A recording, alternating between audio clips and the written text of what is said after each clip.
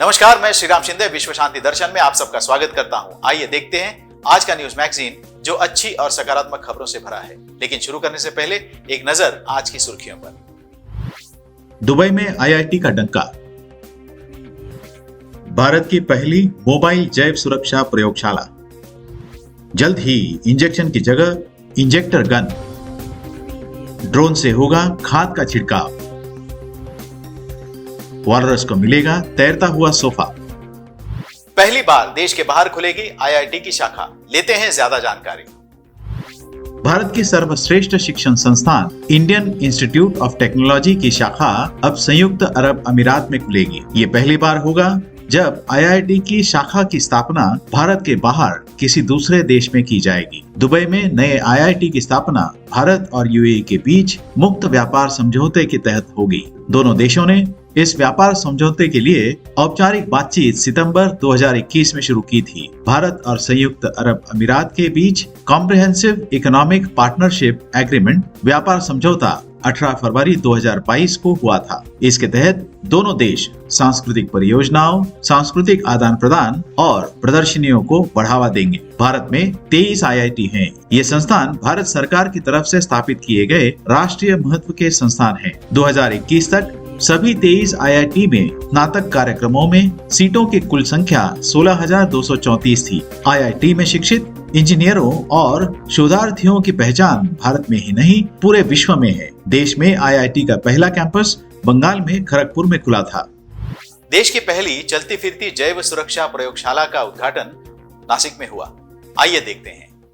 केंद्रीय स्वास्थ्य राज्य मंत्री डॉक्टर भारती पवार ने महाराष्ट्र के नासिक जिले में देश की पहली चलती फिरती जैव सुरक्षा प्रयोगशाला का उद्घाटन किया। इस अवसर पर डॉक्टर पवार ने कहा कि यह प्रयोगशाला स्वास्थ्य अवसंरचना के लिए एक बड़ी उत्साह की बात है। इस प्रयोगशाला का डिजाइन भारतीय आयुर्विज्ञान अनुसंधान परिषद ने मुंबई के जैव सुरक्षा उपकरण निर्माता क्लेन जेट्स के साथ मिलकर किया था। 25 करोड़ रुपए की लागत से बनी यह प्रयोगशाला अपने आप में एक आत्मनिर्भर इकाई है, जहां एकल अभियान के लिए हर प्रणाली एवं उपकरण मौजूद हैं।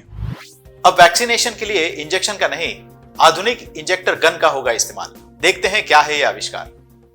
दुनिया की पहली डीएनए वैक्सीन बनाने वाले अपने देश में अब बगैर सुई वाली तकनीक का इस्तेमाल होगा। यह तकनीक ऐसी है जिसमें टीका लगाते समय सुई का इस्तेमाल नहीं किया जाएगा। इस एप्लीकेटर यानी इंजेक्टर गन के जरिए बिना दर्द के मरीजों को वैक्सीन दी जा सकती है। वैक्सीन इंजेक्टर गन के जरिए लगेगी, जिससे सुई की चुभन जैसा दर्द महसूस नहीं होगा। इस तकनीक में प्रयोग होने वाली इंजेक्टर गन सामान्य इंजेक्शन की तुलना में 50 गुना अधिक तेज है। इसे महज त्वचा पर रखकर थोड़ा दबाव देना होगा। इसके बाद गन के ऊपरी हिस्से में लगे सेंसर नसों की तलाश कर लेंगे और बटन दबाते ही वैक्सीन 200 मीटर प्रति सेकंड की रफ्तार से शरीर में प्रवेश करेगी।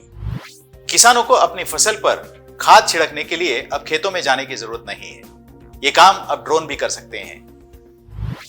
किसानों की सुविधा के लिए नित नए तकनीक के प्रयोग को केंद्र सरकार से हरी झंडी मिलने के बाद गुजरात के मनसा में ड्रोन के माध्यम से यूरिया का छिड़काव किया गया। ड्रोन के माध्यम से खेतों में किया गया यूरिया के छिड़काव का प्रयोग सफल रहा। इस तरह कृषि क्षेत्र में नई तकनीक का प्रयोग करके इसे किसान सुलभ बनाया जा रहा है। मानसा गांधीनगर में कृषि ड्रोन के जरिए इफ्को द्वारा निर्मित तरल नैनो यूरिया के छिड़काव का ट्रायल स्प्रे किया गया। इससे कृषि उपज में वृद्धि होने की उम्मीद है।